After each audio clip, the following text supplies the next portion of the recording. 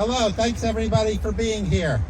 And I wish we didn't have to be here. It's October 7th, 2025, 2 years after the already horrific war between Israel and the Palestinians got worse.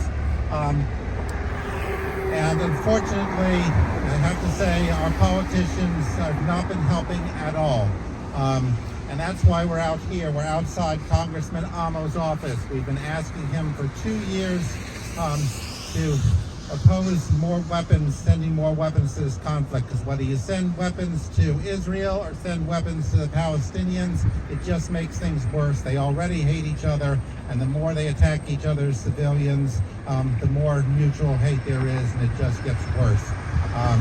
So we're here to oppose what Congressman Amo has done in repeatedly voting to send more weapons to this terrible conflict. And we're here to give Congressman Amo, or really his staff, a big petition with hundreds and hundreds of signatures that we have here from Rhode Islanders who just want this conflict to end and don't want our government to be sending these weapons that make the conflict worse. I mean, some of the bills that Congressman Amo voted for actually not just authorize weapons for Israel, they pay for it with American taxpayer money. And we're already seeing Rhode Islanders are losing funding left and right, losing funding all over from the current administration's cuts. The federal budget is getting squeezed, and almost anything that's used for good purposes is getting cut back.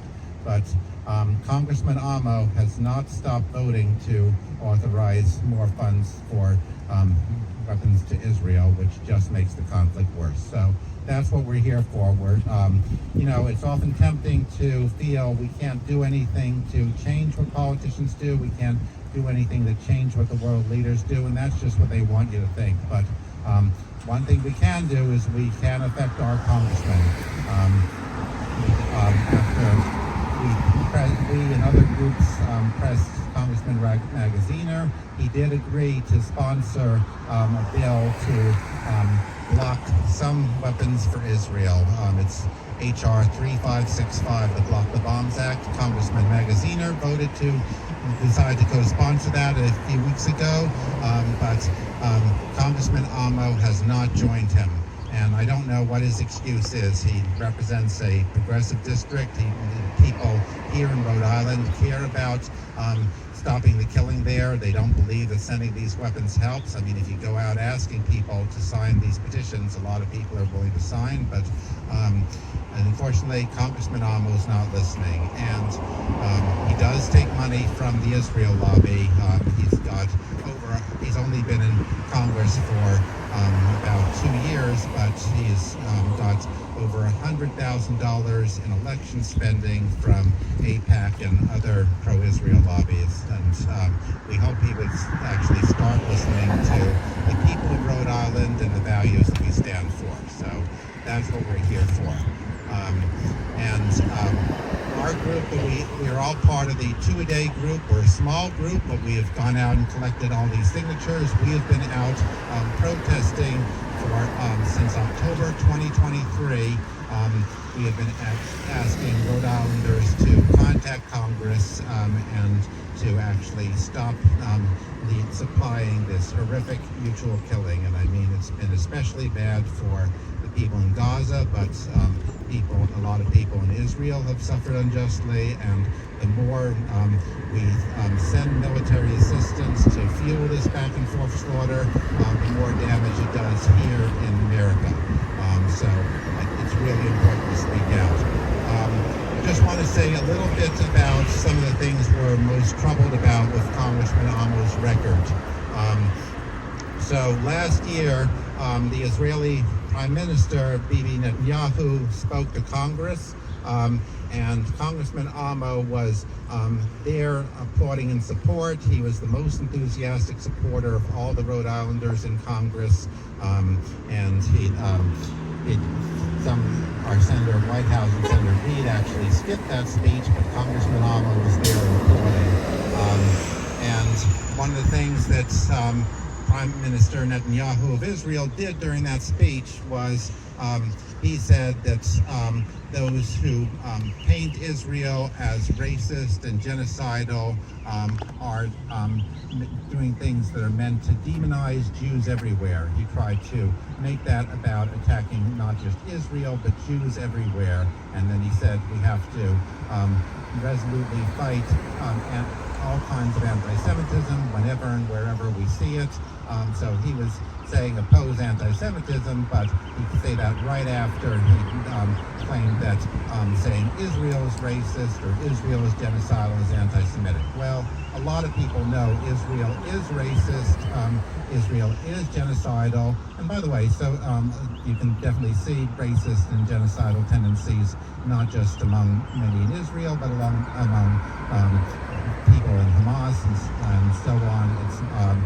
There's been so much mutual atrocities that people just hate each other and want to kill each other. But he says we can't say that. Netanyahu said we can't say that about Israel. If anyone who says Israel is genocidal or Israel is racist is anti-Semitic, we've got to fight anti-Semitism. And when Netanyahu said that in his speech to Congress last year, Amo stood up and applauded. And that slogan that Amo applauded, that's criticizing Israel, is demonizing Jews everywhere, it's anti-Semitism.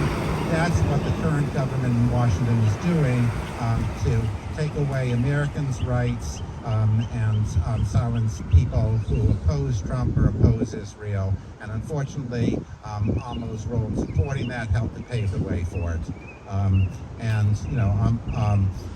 Amo has voted for all the bills to fund. Amo has voted for a lot of bills to fund Israel, except for some of the Republican-sponsored bills that he opposed on other grounds. But he did say after he voted for funds to Israel in April 2024, he said he was standing shoulder to shoulder with our democratic allies, and specifically including Israel as one of those democratic allies.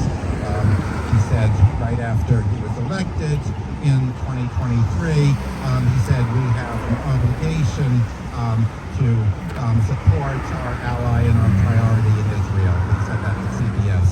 And he's never gone back on those things. He's acted like it's our obligation to support Israel, even after the terrible things that Israel has done. And just recently, in August, about a large number of Democrats in the House of Representatives, over 100 Democrats in Congress, signed a letter just asking Israel, just saying that the border to Gaza should be open for aid, that there should be full flow of aid into Gaza, especially baby formula. And for whatever reason, Congressman Amo did not sign that. Over 100 Democrats signed that, and Amo did not. I mean, he talks about wanting humanitarian aid, but what he said has been very limited and vague, and he has never acknowledged that the bombs that he sent are exactly what's used to stop people of Gaza from reaching aid, from reaching lifelines. Israel uses the weapons we send to keep starving people, families, children from reaching lifelines and reaching medical help. And he says he's in favor of a ceasefire, he's in favor of more letting aid in, but he refuses to stop his efforts to give more bombs. He refuses to stop the efforts to give more bombs to Israel. He has not signed, even now, he has not signed on to the Block the Bombs bill, H.R. 3565, that Congressman Magaziner signed on to. So we're here to tell him it's time to change, it's time to make a difference, because, even if there's some kind of deal that the Trump administration is pushing through, even if that sort of gets put into effect so that the land of Gaza becomes redeveloped for the purpose of profiting Trump and profiting Trump's partners, and the people of Gaza just have to live with it. If there's some kind of deal like that makes Gazans some kind of servants and doesn't give them the right to vote about who governs them. You'll still see Israel doing more strikes that kill innocent people. You will still see back and forth anger and atrocities, and it's not going to stop until we tell Israel we're not going to send more weapons to you, just like we shouldn't be sending more weapons to Hamas. So that's what we're here for. Sorry, that was long. Anybody else want to speak? I'll speak. Okay. Yeah. Go ahead. Thank you. Actually, sound is over here. Hi. We're here today in front of Congressman Amo's office. Just for the record, I'm a constituent of Congressman Amo from Jamestown, Rhode Island. We're holding this banner here. This banner does not directly address Israel. This banner addresses our government, the USA. That's right. We are asking the USA to stop sending the terrible weaponry. Tons and tons, hundreds and hundreds, thousands and thousands of one-ton bombs have been sent by our government using our tax money to Israel. And Israel is using them for genocide. That implicates us, our government. That implicates the USA in genocide. The USA is breaking international law. And Mr. Amo, by supporting this transfer of weaponry, this makes Mr. Amo a felon. He is breaking the law, international law, by sending these weapons to Israel. We call for an end to U.S. arming of Israel. Thank you.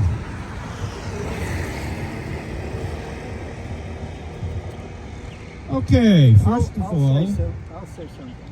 I do want to thank Seth Magaziner for co-sponsoring HR 3565, Block the Bombs. It basically means blocking offensive weaponry, like bunker buster bombs. I went petitioning. As I told people, it blocks. Israel has a track record of dropping 2,000-pound bombs on heavily populated areas in Gaza, killing a lot of people, bombing hospitals. They do not need bunker buster bombs. I got a lot of response I got from the public signing the petition was, why not ban all weapons? Of course, we do have to, when people have to write out bills, they have to compromise. When I first started out, HR 3565 had 26 co-sponsors, and it's growing. They now have 54 co-sponsors, the last time I looked, yesterday. And I just think it's very important that the public use their vocal muscles, use their fingers, to press Mr. Amo's number here. We've been passing out these flyers, asking people to call them, and demanding, hey, let's stop the insanity. 60,000 plus, that's a conservative estimate of Gazans have been killed. And Israel wants to start a war with Iran. And the United States is ready to go along with it. Yeah, yes, sir. So we have to change that. Very dangerous situation. And we do have to flex muscles. Even if we feel very discouraged, we still have to flex muscles. After all, things are moving along. Public opinion is turning against this war, is turning against the Israeli atrocities. So it's working, but we really do. We need to flex muscles. And we do need solidarity in the peace movement. Really, we have to reconcile our differences, because our weakness is MAGA's strength, not just MAGA, but the extension of MAGA. A lot of it's in the Democratic Party, right over there. I believe it's over $92,000 that Representative Amo got from AIPAC. You know, it reminds me of a story that's in the New Testament of the Christian Bible. Wasn't there somebody that accepted money and, allowed a crucifixion? Yeah, his name was Judas Iscariot. And what we don't need is people to continue being Judas Iscariots. Like I say, I don't like all their track record, how they voted for to send Israel weaponry, carte blanche, without restrictions. But Seth Magazine is coming around. I do have to give him thanks for that.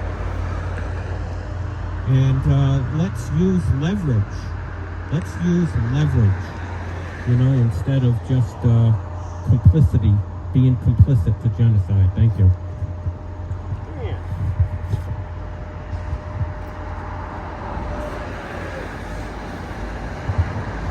So I'll be very short, very succinct. We're here to save the people of Israel.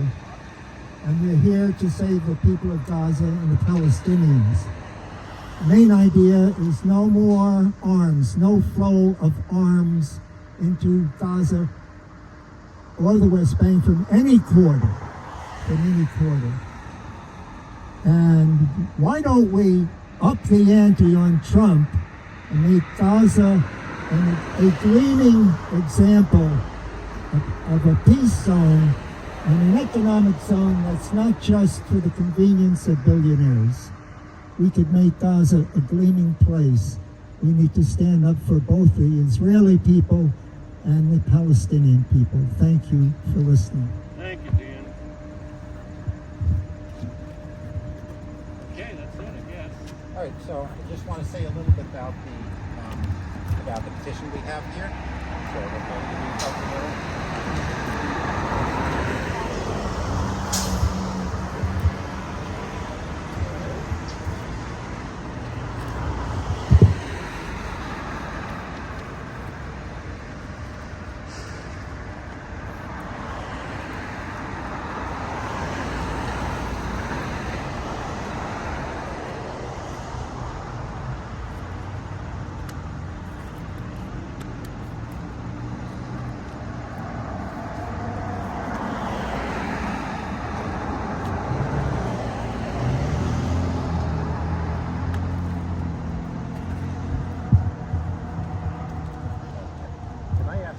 This just because I need hands free.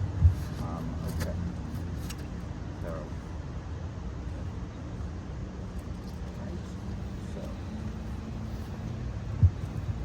All right. Just want to say a little bit about the scale of the suffering here in Gaza and in Israel. So yesterday I tried to print out the names of many of the people who've been killed. And what I have here is just 40% of the children who've been killed in Gaza in the last 2 years, and these are just ones whose names are known.